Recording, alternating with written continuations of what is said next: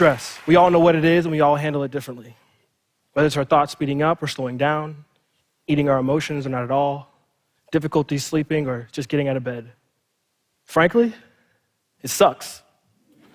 But there's good stress too, like preparing for the biggest public speaking event you've ever given.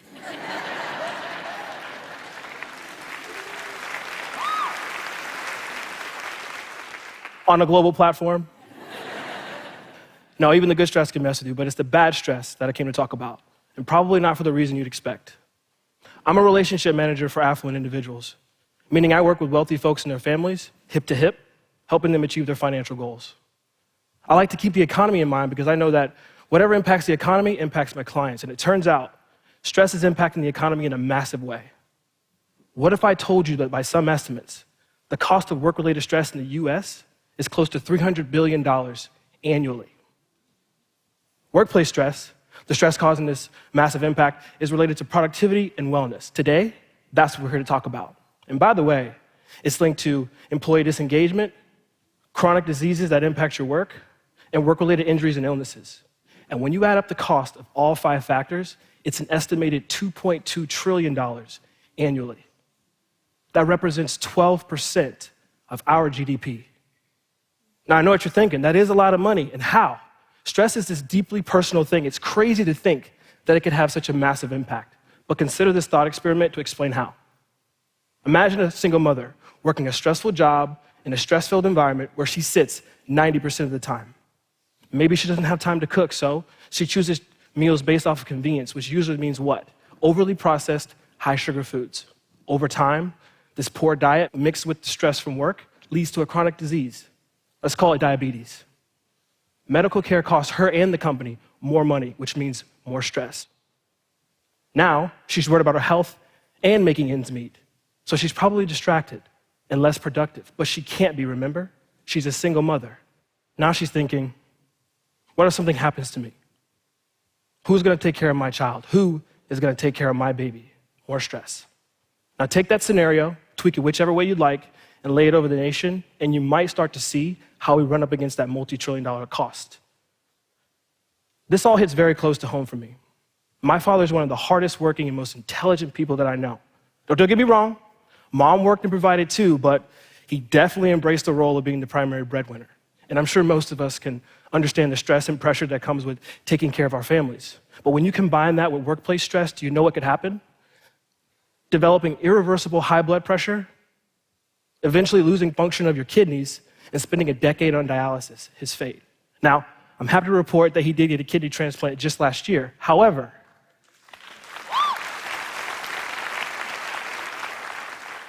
for nearly a decade, neither the economy nor my family got the benefit from his work ethic or his intelligence. And as he would say, that's just really sad commentary. All I'm saying is, I think stress impacts the economy by reducing productivity and increasing healthcare costs. Make sense? Right? But here's what doesn't. Current research from the World Health Organization puts global spending on health at $7.8 trillion. Research from the Global Wellness Institute suggests that the $4.5 trillion global wellness industry grew from 3.7 to 4.2 trillion between 2015 and 2017 and sees that growth into 2022. So what? Why do you care? Because that growth is nearly twice as fast as the global economy, averaging about 3.3% in the same period. So what does all that mean? Every year, we're spending more per year on health, and the industry's all about developing overall well-being and living a healthier lifestyle, or growing almost twice as fast as the global economy, and yet we're losing trillions of dollars per year in output. So what's up? Well, stress levels are up, and I believe that needs to change. I also believe the way we think about stress needs to change. So let's try by reframing how we view it. See, we tend to think about stress as a consequence, but I see it as a culture. Where do most of us spend our time? At work, right? Where we face that scale of finding that work-life balance. So the bonds between work, stress, health, and wellness have never been closer. And yet, there's a massive disconnect in how we approach stress and well-being in the workplace. And we can blame many things, right? New tech, laser focus on shareholder returns, or my favorite, keeping up with the Joneses and taking pictures while we try. But at the end of the day, I'm afraid that we've created a culture where personal care and overall well-being are given the back seat. So how do we move forward? I believe the answer lies in three fundamental pillars.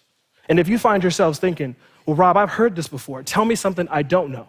Ask yourself, if we already know what to do, then what have we been doing? First, corporations, specifically how a corporation's culture and communication style play a pivotal role in the stress and well-being of a workplace. The DNA of a company is its culture, right? It sets the tone, even goes as far as defining the company. But I think companies should invest in the overall mental, physical, and emotional well-being of their employees the way they invest in innovation, R&D, right? And do I think that this would increase productivity and reduce stress? I really do. But for it to really stick, a company has to figure out a way to measure the overall well-being of its employees with the same accuracy and precision that they project growth and earnings. And if this sounds like a tall order, ask yourself, what really is a company's most competitive advantage? It's people. We know this. And just like anything in a company, it has to start at the top. So if you're a leader, openly showing how you care for your mental health and overall well-being is a huge catalyst. It's no secret I'm a soccer fan, so growing up, I had a couple coaches, and I always had one who would lead the heavy cardio workouts. He would not stand on the side and spectate. He would participate. And that did three things. It made it difficult for me to complain. I always made sure to keep up, and I always felt more dialed into the exercise. It's the same idea. And finally, communication.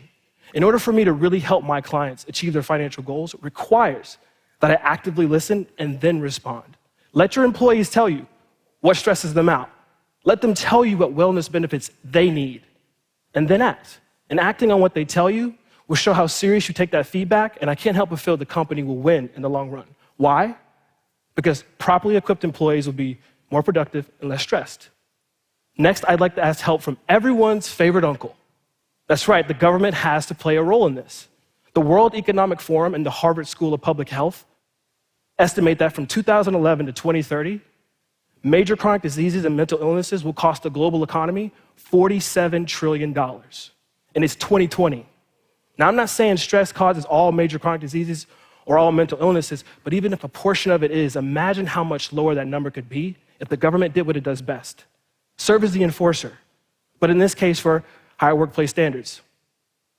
I don't know, maybe even corporate tax incentive programs to help raise those standards. But the best wellness corporate policies and initiatives backed by a forward-thinking government won't matter much without help from the most crucial pillar, you.